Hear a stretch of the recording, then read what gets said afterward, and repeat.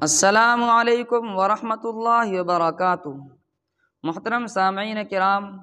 آج ایک اہم مسئلے کے ساتھ آپ کی خدمت میں حاضر ہوا ہوں۔ مسئلہ یہ ہے کہ نمازی کے سامنے کتنی جگہ چھوڑ کر گزر سکتے ہیں، اس میں چھوٹی اور بڑی مسجد کا کیا فرق ہے،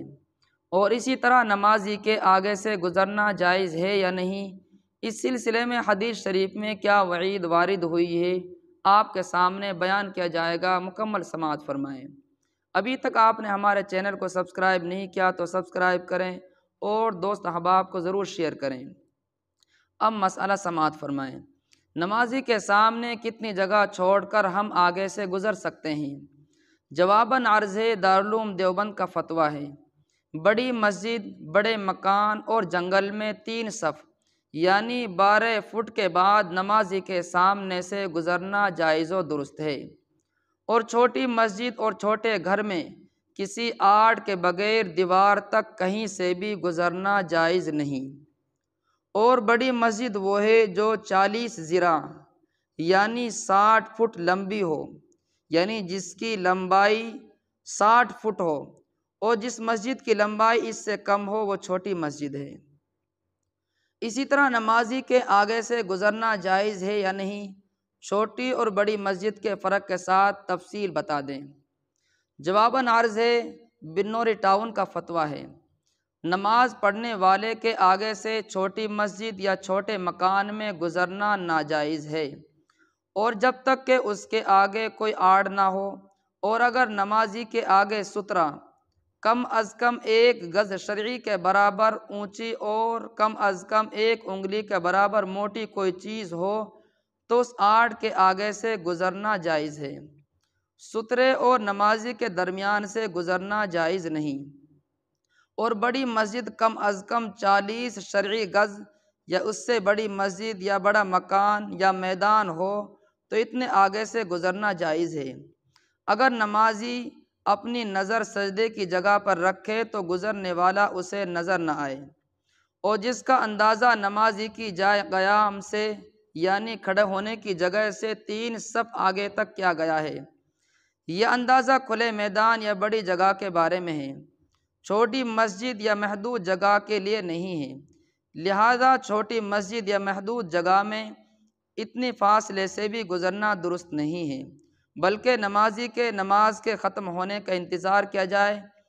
اس لیے کہ نمازی کے آگے سے گزرنے پر حدیث شریف میں شدید وعیدیں آئی ہیں۔ چنانچہ مشکوٰۃ شریف کی روایت میں ہے، حضرت ابو جہیم رضی اللہ عنہ راوی ہیں کہ آپ صلی اللہ علیہ وسلم نے فرمایا، نمازی کے آگے سے گزرنے والا اگر یہ جان لے کہ اس کی کیا سزا ہے تو نمازی کے آگے سے گزرنے کے بجائے 40 تک کھڑے رہنے کو بہتر خیال کرے۔ اس حدیث کے ایک راوی حضرت ابو نضر فرماتے ہیں، 40 دن یا 40 مہینے یا 40 سال کہا گیا ہے۔ مذکورہ حدیث کی تشریح میں صاحب مظاہر حق علامہ قطب الدین خان دہلوی رحمہ اللہ لکھتے ہیں،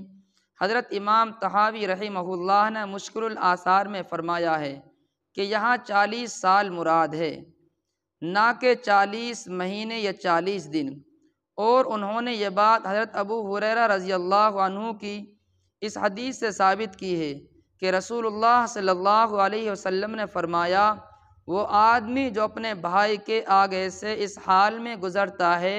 کہ وہ اپنے رب سے مناجات کرتا ہے یعنی نماز پڑھتا ہے، وہ اس کا گناہ جان لے، اس کے لیے اپنی جگہ پر 100 برس تک یعنی 100 سال تک کھڑا رہنا زیادہ بہتر سمجھے گا بنسبت اس کے کہ وہ نمازی کے آگے سے گزرے۔ بہرحال ان حدیث سے معلوم ہوا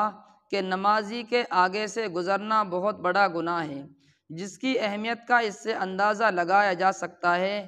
کہ اگر کسی آدمی کو یہ معلوم ہو جائے کہ نمازی کے آگے سے گزرنا کتنا بڑا گناہ ہے اور اس کی سزا کتنی سخت ہے تو 40 برس یعنی 40 سال یا حضرت ابو ہریرہ رضی اللہ عنہ کی روایت کے مطابق